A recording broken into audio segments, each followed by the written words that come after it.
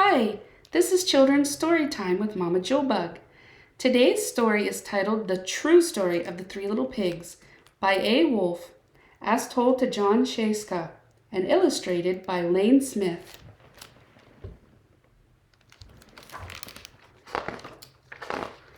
Everybody knows the story of the three little pigs, or at least they think they do.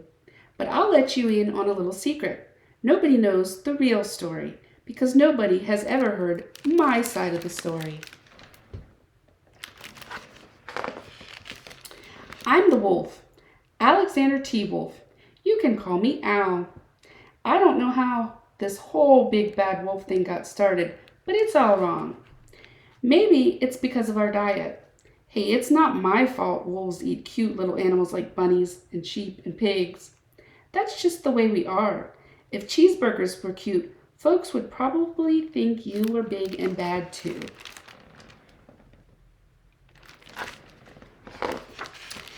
But like I was saying, the whole big bad wolf thing is all wrong. The real story is about a sneeze and a cup of sugar. This is the real story. Way back in Once Upon a Time, I was making a birthday cake for my dear old granny. I had a terrible sneezing cold. I ran out of sugar.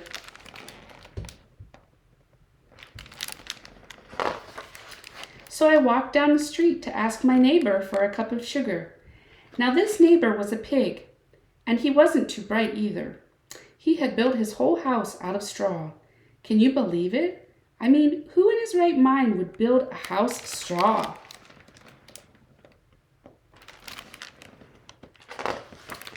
So of course, the minute I knocked on the door, it fell right in. I didn't want to just walk into someone else's house, so I called, little pig, are you in?" No answer.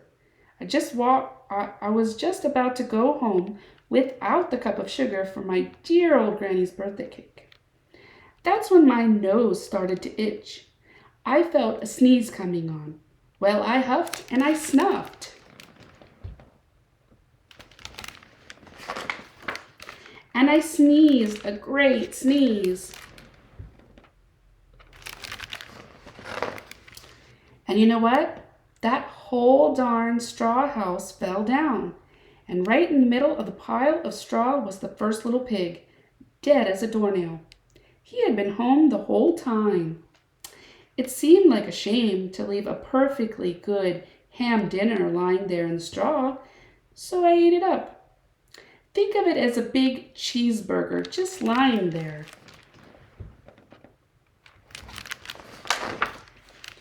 I was feeling a little better, but I still didn't have my cup of sugar, so I went to the next neighbor's house. This neighbor was the first little pig's brother. He was a little smarter, but not much. He had built his house of sticks. I rang the bell on the stick house. Nobody answered. I called, Mr. Pig, are you in?" He yelled back, "Go away, wolf! You can't come in. I'm shaving the hairs on my chinny chin chin."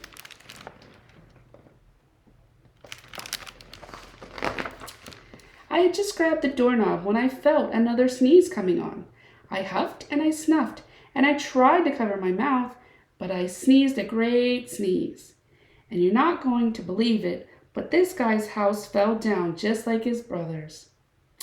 When the dust cleared, there was the second little pig, dead as a doornail.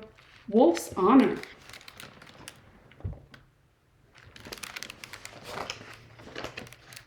Now you know, food will spoil if you just leave it out in the open. So I did the only thing there was to do. I had dinner again. Think of it as a second helping. I was getting awfully full, but my cold was feeling a little better. And I still didn't have that cup of sugar for my dear old granny's birthday cake. So I went to the next house. This guy was the first and second little pig's brother. He must have been the brains of the family. He had built his house of bricks. I knocked on the brick house. No answer. I called, Mr. Pig, are you in?" And do you know what that rude little porker answered? "Get out of here, wolf. Don't bother me again."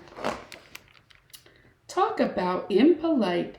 He probably had a whole sack full of sugar, and he wouldn't even give me one little cup for my dear old granny's birthday cake. What a pig!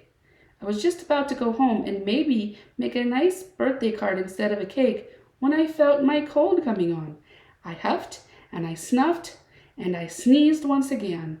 Then the third little pig yelled, "And your old granny can sit on a pin."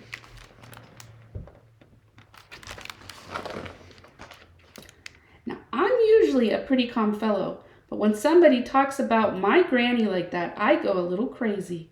When the cops drove up, of course, I was trying to break down the pig's door, and the whole time I was huffing and puffing and sneezing and making a real scene.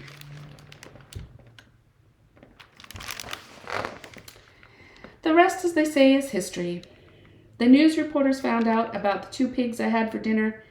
They figured a sick guy going to borrow a cup of sugar didn't sound very exciting. So they jazzed up the story with all that huff and puff and blow your house down. And they made me the big bad wolf.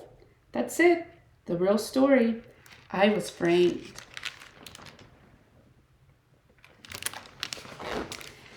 But maybe you could loan me a cup of sugar?